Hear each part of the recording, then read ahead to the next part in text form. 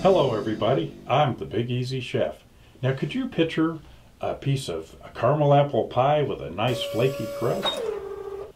Wow, you're pretty good at this. That's the exact piece of pie I was thinking about. And I'd like to show you how to make that pie. So why don't you and I run over into the kitchen, see what's shaking, and get to baking.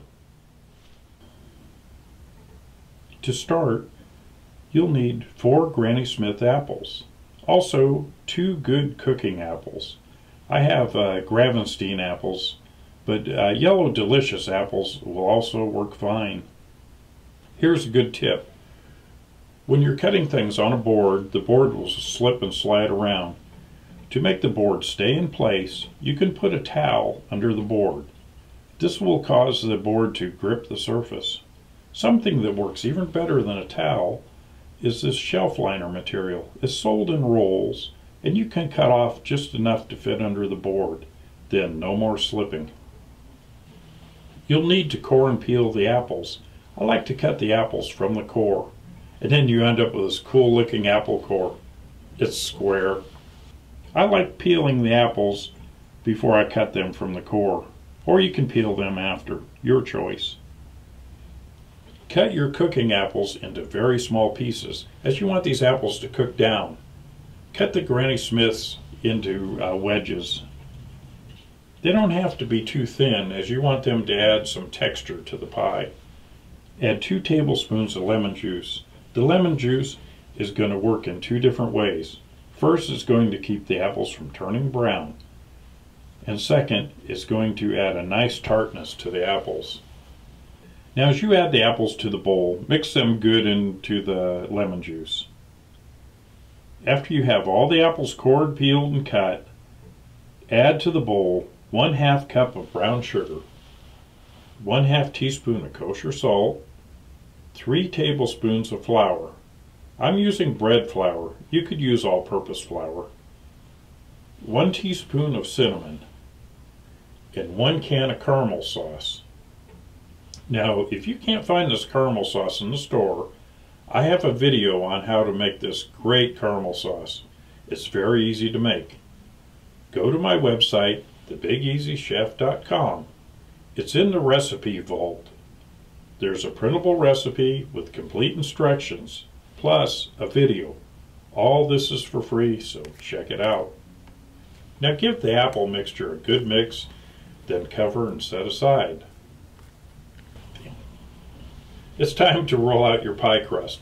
If you don't have a recipe for a great light, flaky, pastry grade pie crust, I have this really great recipe for the best pie crust ever, and it's easy to make. Go to my website, thebigeasychef.com. Look in the recipe vault. There's a printable recipe with complete instructions and a video. You can only view this video from my website. Roll out your bottom crust. Now lay it in your pan. I'm using a 9-inch deep dish pie pan. Trim the crust around the edges. I like to trim the crust flush with the pie pan. Dump in your apple mixture. Now you can roll out your top crust. With the top crust on your pie, now trim it flush with the pie pan. I didn't make this crust perfect, so I need to do a little patchwork. It is okay if you make mistakes, as they're easy to fix on a pie crust, and no one will ever be the wiser. I'm using a fork to crimp the crust, or if you have some fancy way of doing the crust, this is the time for it. I personally like a pie crust that is nice and thin on the edges, so you don't have a bunch of dough with no filling, but that's a personal thing. Brush the top of the crust with an egg wash. I have 1 extra large egg with 2 tablespoons of water. I beat it all together. Cut some vent holes in the crust. I like to use these simple ones. I'm using the knife to open them up a little. Again, if you have some fancy way of doing vent holes, now it's time for you to do your fancy stuff. Next, you want to add some sparkle sugar. This will look really nice when the pie is baked. You want to place the pie on some type of pan as it could leak out. I like using a small pizza pan and I cover it with foil as it will be easy to clean later. Place this work of art into a 350-degree preheated oven. Place on center rack and allow to bake for 55 to 60 minutes. Now through the magic of time, here's the pie after 55 minutes in a 350-degree oven. I really have to say that this pie is a true work of art, making it picture perfect. Now that the pie is baked, allow the pie to cool for about an hour or so before slicing. You can serve it with some nice vanilla ice cream or some whipped cream. Oh, what a thought. Warm pie with some cold ice cream, or just by itself.